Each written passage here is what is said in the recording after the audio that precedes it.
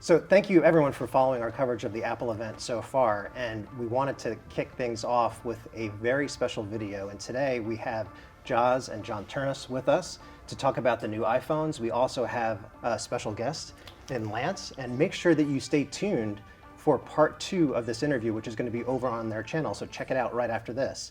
So let's start with the iPhone Air. And I think sometimes when I say it, I put the iPhone 17 in there by accident. Oh, you're listening to too many rumor sites, Mark.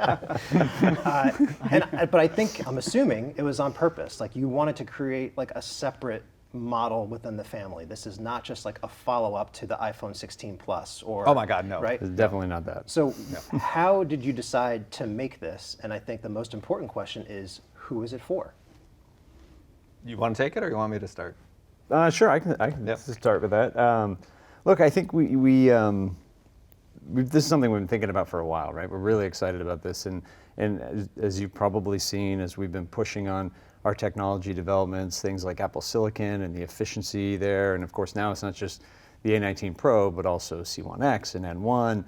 We finally had the building blocks to really go and make this product, and the way I think about it is, you know, we have so many customers who just really want an amazing premium iPhone experience, and this is an opportunity to give them kind of an entirely different thing in this incredible form factor.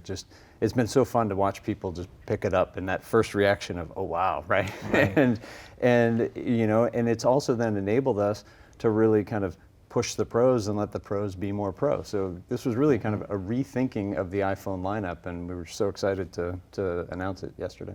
And you've heard us say before, right, that what we love is for the technology to disappear, right, and your content to be what you see. And you've seen that with so many of our products where we push the bezels away. We've filled the screen, you know, edge to edge, so that what you're looking at is the display. And in this product, more than any other, it just feels like you're holding a display.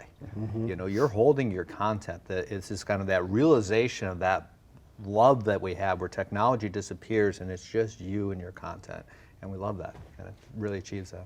All right, so a slightly two-part question here, because I realized I've heard something said that couldn't have built this product 5 years ago. So one, what's the thing, the hinge thing that made it possible? And then secondarily, you are not the first to make such an incredibly thin phone. And I'm kind of curious how you think it stacks up against the competition.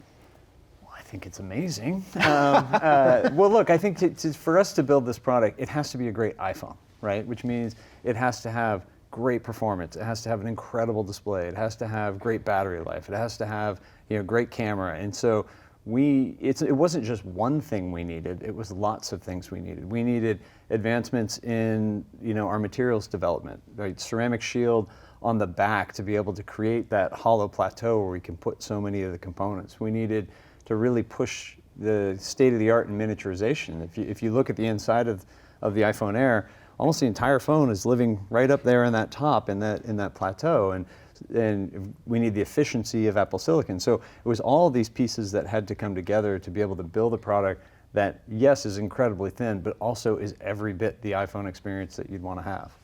Yeah, and look, and the team really amazed us because we had some pretty lofty goals that John just talked about for this product, and they did just meet them all. They exceeded them all. It made a better product than we even thought they could make it. We had lofty expectations. Look, I'm not going to speak to competitors. They should speak to their products. I don't know what their goals are, but I'd be shocked if they'd exceeded their expectations. Put it that way. So what about even like the name Plateau? It's not something that we've heard before. It's definitely more elegant than Camera Bump, for example. So I'm just curious, like, you know, how did you come up with that? Because obviously you're talking about that across the entire lineup, right? With the Pro and Pro Max too. And it's not just like where you put stuff. Like you decided to cram as many components in there as possible to give you the battery down below. Can you just walk us through that a little bit?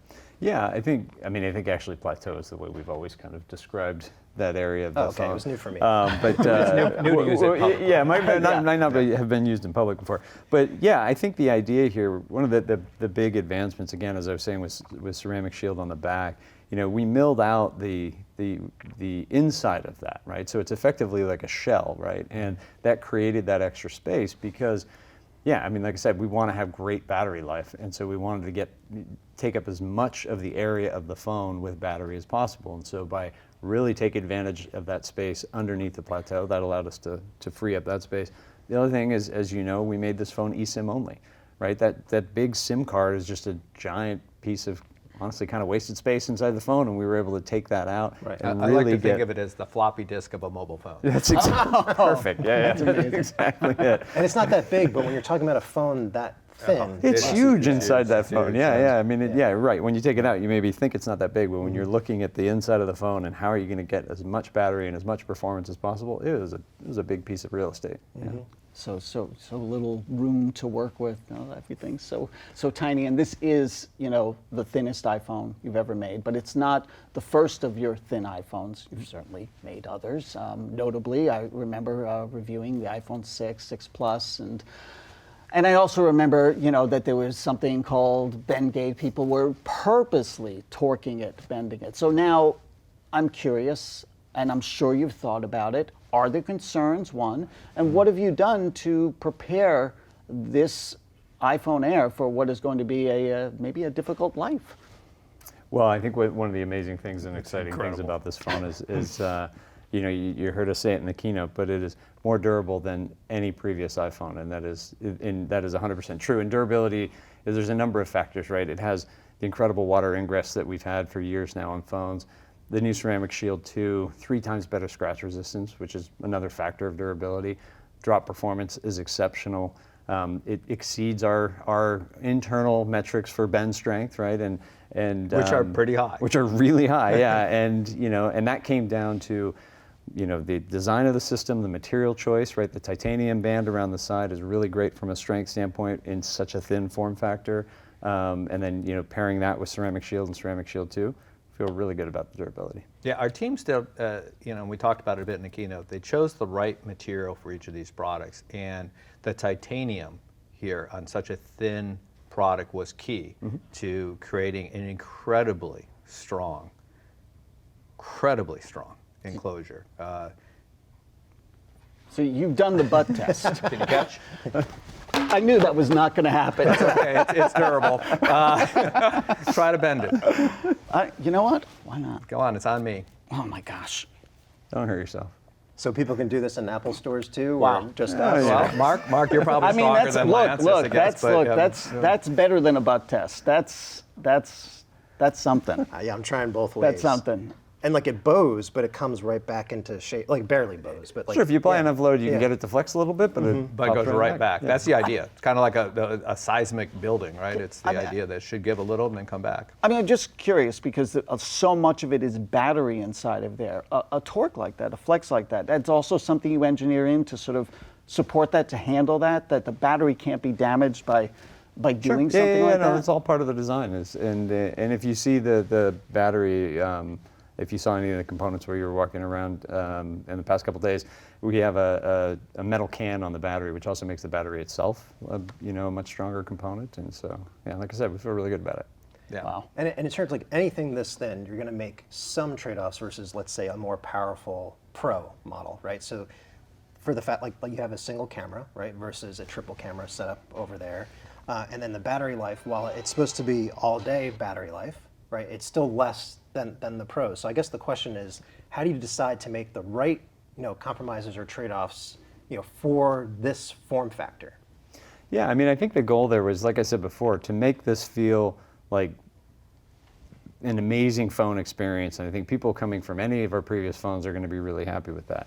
But by kind of pushing in this direction, creating this incredibly new form factor, that gave us the freedom to take the Pros and make them even more Pro. And so the battery life on these new Pros is unbelievable, right, compared to any previous iPhone. And so I think it's, we're pushing the Pros even farther, but don't really feel like we're compromising on this. We think this is an incredible experience as well. Yeah, this had a set of goals, and we talked about. We exceeded those goals, and and by the way, don't be fooled by what appears to be a single lens camera, because it's a pretty capable camera.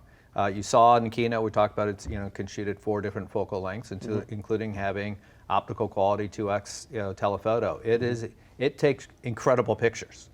Now again, if you want the biggest, baddest, most incredible, camera system. That's why we have this, right? And this has, features that, again, take advantage of the size and the capability we have in here, and I think go beyond what anybody in the industry can do. But that is no slouch. And you kind of kept the price, it seems like for the range, as you're trying to figure out where you are, the price is $999, so you kept it below the Pro range. So it's the step in between for some people, but you're giving them... Yeah, we try to make our pricing rational, right? And, we start off with the 16E, right, at $599. Then we go up to the 17 at $799. We have the iPhone Air at $999. We go up to the Pros at $1099. So it tries to be very logical in what we're doing. We don't love a lot of overlapping price points. Now, of course, you can configure them with different amounts of storage, but they try to be fairly logical and clean in what we do. But you did squeeze the A19 Pro in there. We did. Yeah. Which is kind of interesting. Any concerns on the heat side of there, because you have less space to even just It's actually dissipate? more efficient even than the A19. If you caught that in Tim Malay's presentation, there's more cache in here and there's more ability to actually keep the power down even lower while still providing higher performance. So it's one of those, it's the beauty of these guys we have in our silicon group. They're so good, right? They're so good at what we're doing, at what they do. And again, as we talked about earlier, so much of this product was enabled by the work they did, whether it's the A19 Pro, whether it's the C1X, our incredible modem, Apple modem that uses less energy than any modem we've ever used. Our N1, our chip that does our wireless networking, whether it's Bluetooth or Wi-Fi or even Thread, and all that efficiently put in that plateau area, and the most power efficient iPhone we've ever had. And those guys are just huge to our ability to do this. So I know there was many, but if you had to narrow it down, what was the biggest challenge in creating the iPhone Air? It's hard to narrow it down. It was a long list of things. Again, it's because it's in the materials, it's in the silicon, it's in the battery itself, it's in the cameras. I mean, it's just keep continuing to find all of these optimizations, all of this miniaturization, to be able to achieve something that, like I said before, when you pick it up, you have that oh wow kind of moment. But it's an incredible iPhone experience, and so I think it's hard to pick one thing because it was so many things. Was there ever a moment where, because you're coming up with the design and you want that oh wow moment, where you say, hand it to Tim Cook and say, is it oh wow yet? And he goes, no, not yet. I don't remember that moment. I do remember oh wow moments. I think every one of us, the first time we picked up a model of this, it was an oh wow moment. It's like, wow, this is amazing. And it was, can we do this? And it's like, yeah, we can. Well, yeah, and I think the reality is the best invention in engineering comes from constraints, right? And so when we have that and we've picked up that model and said, this is what we want, then everybody's got to roll up their sleeves and get to work, and we've got to figure out how we're going to go pull it off, right? But when you feel it, that's what you want, everyone rallies around that. Okay, so one last question, just because there's lots of people on the internet who are speculating. And I know you guys love to speculate, right? Oh, we love the rumors. So like when you see a phone this thin, some people are asking, okay, so then this has to be a precursor to Apple developing a foldable phone. And I know you can't talk about future plans, but I am curious about what you think about just the category. What do you think about foldable phones in general? Do you have an opinion about it? Let's focus on what we have here today. We got enough to talk about stuff that's real. Sure, of course. Yep. So. Okay. So, but about like down the road, do you see just what this portends for? No, just regular iPhones, because I think there might be a time when people might expect even Pros or regular iPhones to be this thin. Like in a way, like do you feel like there could be a trickle down effect for when this maybe becomes standard as opposed to the exception, that sort of thing? I think as we design things, and you can actually see it not just within the family of one product like the phone, you can tend to see it across all of our products. As we develop new technologies and pieces, we often take inspiration for things across other product lines. And so much of the work we learned, so many of the things we've learned here, again, in material science and miniaturization, of course, you'll see those pop up in other places because when we've got something really good, we want to take advantage of it wherever we can. Okay. Well, thank you, Joz. Thank you, John. And remember, this is just part one of 2 interviews that we're doing with Apple. And make sure you go to Tech Radar to check out part 2.